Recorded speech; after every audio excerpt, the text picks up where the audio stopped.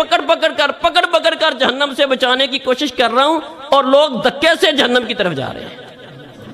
اس قدر پیارے نبی صلی اللہ علیہ وسلم اس امت کے خیر خواہ ہیں۔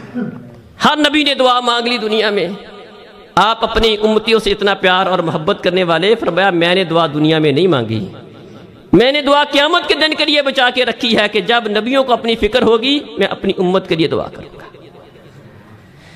اللہ اکبر، اللہ کا شکر ہے کہ اللہ احکم الحاکمین نے ہمیں اس نبی کا امتی بنایا ہے، اسلام کی دولت سے نوازا ہے، قرآن کی نعمت عطا کی ہے۔ لیکن محترم بھائیو، تھوڑا سا ہم نے غور کرنا ہے، ہمارا اپنے نبی کے ساتھ کس طرح کا تعلق ہے، ہمارا اپنے قرآن کے ساتھ تعلق کس طرح کا ہے، ہمارا اپنے دین کے ساتھ تعلق کس طرح کا۔ اللہ کا احسان ہے، اللہ نے مسلمان پیدا کیا، لیکن کیا واقعتاً صحیح معنوں میں ہم مسلمان ہیں؟ اپنے گریبان میں جا کر دیکھیں کہ ہمارا دین کے ساتھ، اسلام کے ساتھ کیا تعلق ہے، اپنے نبی کے ساتھ اپنا تعلق دیکھیں، وہ نبی ہم سے اتنی محبت کرنے والا، اور ہمارا رویہ، ہمارا طریقہ کار اپنے نبی کے ساتھ کس طرح کا ہے۔ سمامہ بن اسال قبیلے کے سردار تھے، ابھی مسلمان نہیں ہوئے تھے، گھر سے نبی کریم صلی اللہ علیہ وسلم کو نعوذ باللہ قتل کرنے کے ارادے سے نکلے۔ مسلمانوں کا ایک دستہ گشت پر تھا، انہوں نے گرفتار کر لیا، لا کر مسجد نبوی کے ستون کے ساتھ باندھ دیا۔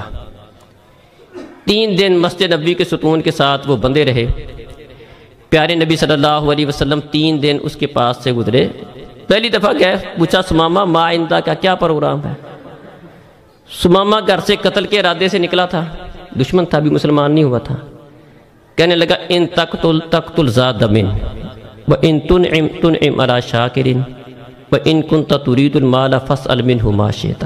3 باتیں اس نے کی، کہنے لگا اگر آپ مجھے قتل کرو گے، ایک ایسے بندے کو قتل کرو گے جس کا انتقام لینے والے موجود ہے، میں قبیلے کا سردار ہوں، بدلہ لیا جائے گا، اور اگر آپ مجھ پر احسان کر کے چھوڑ دو گے، آپ ایک ایسے بندے پر احسان کرو گے جو احسان فراموش نہیں ہے، آپ کے احسان کا بدلہ دوں گا، اور اگر آپ کو مال چاہیے بتائیں کتنا مال آپ کو چاہیے، جتنا مال آپ کو چاہیے میں آپ کو دینے کے لیے تیار ہوں۔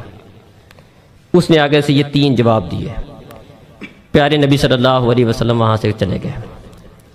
دوسرا دن ہوا، پیارے نبی صلی اللہ علیہ وسلم نے وہی سوال دہرایا، سمامہ نے بالکل وہی جواب دیا، ان تقتل تقتل ذا دم وان تنعم تنعم علی شاکر وان کنت ترید المال منہ فاسأل منہ ما شئت۔ پیارے نبی چلے گئے۔ تیسرا دن ہوا، پیارے نبی نے بات دہرائی، سمامہ نے آگے سے بالکل پھر وہی جواب دیا۔ نبی کریم صلی اللہ علیہ وسلم نے فرمایا اطلقوا سمامہ تھا، سمامہ کو چھوڑ دو۔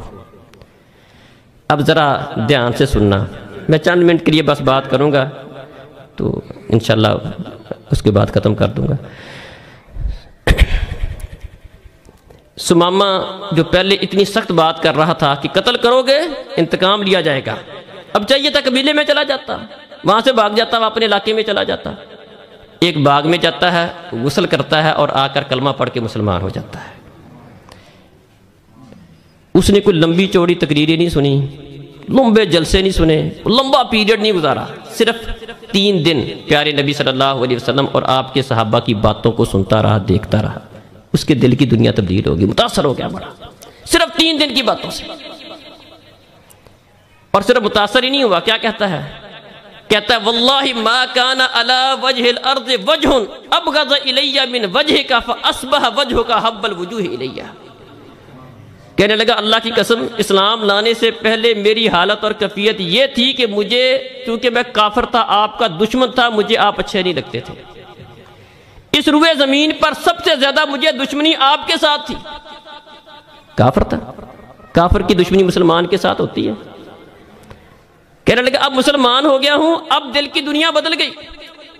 کہنے لگا اللہ کی قسم اس روئے زمین پر جتنے بھی انسان بستے ہیں، تمام انسانوں سے مجھے آپ کا چہرہ پیارا لگتا ہے۔ اللہ اکبر۔